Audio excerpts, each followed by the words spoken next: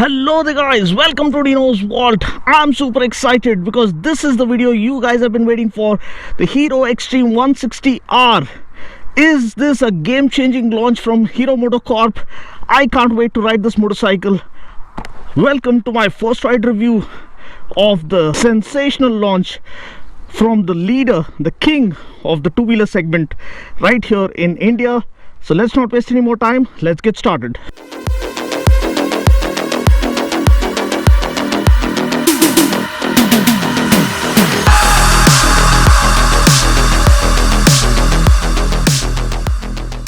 If you haven't subscribed already, please do hit the subscribe button, press the bell icon and check the all notifications button such that you're the first to get notified about all the updates right here at Dinos Vault. This is the Hero 160R, the aggressive new age street fighter from the undisputed king of the two-wheeler market here in India, Hero MotoCorp.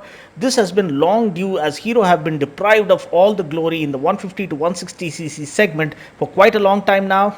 So is the Xtreme 160R here to change that? Let's find out. Styling wise, the bike looks very attractive and contemporary and futuristic. It brings a fresh new design to the segment where other designs seem to be aging. We get an LED headlamp up front that looks nice and striking. We also get LED turn indicators. The alloy wheels also get a swanky design. Moving on to the profile, the tank is perfectly sculpted and oozes some muscle and sophistication with its design language. I also love the short stubby exhaust which puts out a throaty exhaust note. At the back, the LED tail lamp looks really cool and the overall design feels very modern and something out of the ordinary. The seat is again well spaced out to offer adequate room for the rider as well as the pillion.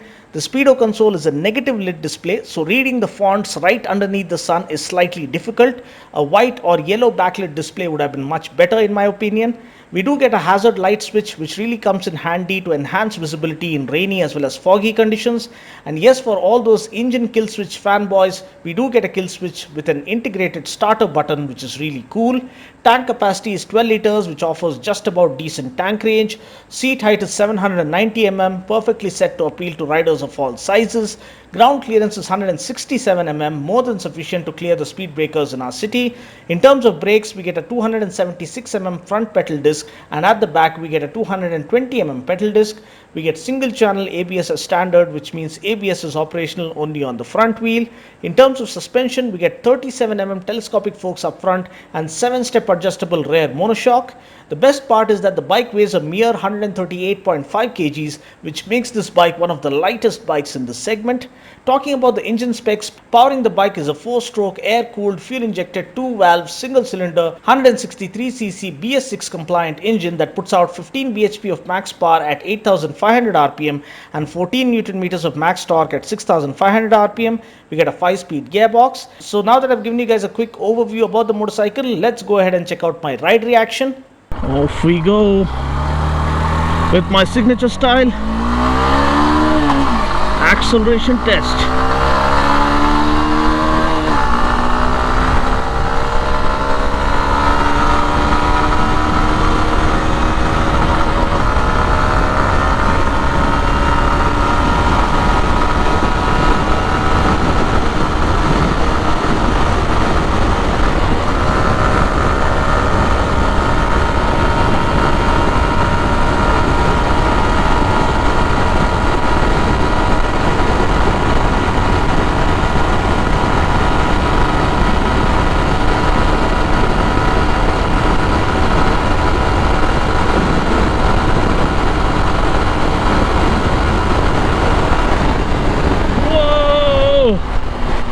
Wow, that was awesome. Super clean, crisp acceleration, nice and peppy engine. Oh, Hero have nailed it. That's what I feel. 120 was it, the top speed. Pretty impressive for a 160cc BS6 compliant engine. And yes, of course, now it gets fuel injection as standard with 14 sensors on board to ensure the precise amount of air fuel mixture enters the combustion chamber, and overall the combustion efficiency is optimized further. The way it revs,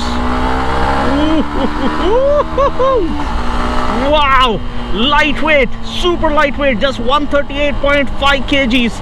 and that is for the single disc variant, and then the double disc variant is just 1 kg heavier, so that's not much of a difference. So this is the lightest motorcycle that you can find in this one of the lightest motorcycles that you can find in the 160cc segment. This is a rev happy machine for sure. Wow, so glad Hero is back in the game with a bang. This is gonna be a force to reckon with. Wow. First, I love the hazard light switch that's been given, so I'm pretty damn sure many of them will look to this motorcycle to tour, because it's so well made, lightweight, so fatigue free riding experience. The clutch feel is not so heavy, it's very light and easy to operate, lighter clutch pull, and the gear shifts are really smooth, buttery smooth. The throttle response is phenomenal thanks to the fuel injection on board. It is very consistent and very instant. Ring the throttle and the bike comes alive, and it revs so cleanly. It's just a 2-valve engine. God knows how well it would have performed if it was a 4-valve engine. It would have revved beyond the red line maybe. I love the front end feel. You get 37mm front forks, and it gives that reassuring feel even while doing around 120 kilometers per hour. The rear shock absorber and the rear swing arm, everything, the chassis is brilliantly built to offer great confidence, to offer great straight line stability as well as cornering stability. And look at the way it handles it, like it's so nimble and smooth and agile. It handles like a dream actually, and changes direction in a flash. Oh my god. So this is really worth the wait is what I can say. So I've been raring to swing my leg over this motorcycle. It looks the part. I was wondering whether it's going to ride the part. The design concept looks very radical and futuristic, and that is going to get all the attention when it comes to the visual appeal. And when you ride it, you know the love for the machine kind of multiplies twofold, because the looks translate, the scorching hot looks translate into the scorching hot performance this one has an offer.